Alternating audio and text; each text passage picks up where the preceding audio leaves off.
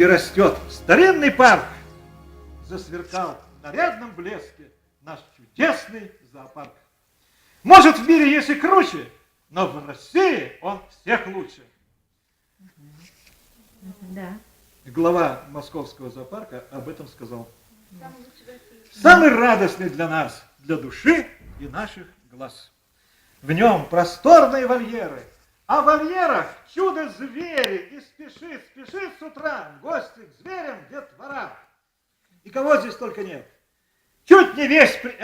здесь представлен белый свет, а я написал, чуть не весь представлен свет. Абсолютно точно. Так? Да. Весить нельзя сказать. Вот миллионы там всяких птиц, зверей и прочих. Звери с севера до юга.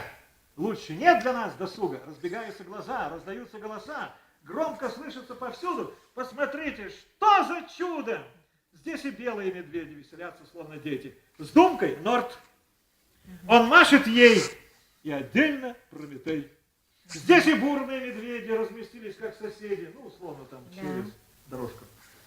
Катя с Машей ходят вместе, а вот Гоша без невесты. Ну, как бы. Да, так, Вот такая у них там. абсолютно так. Африканский лев могучий никогда нам не наскучит. И хотя великий страшен, но в вольере не опасен.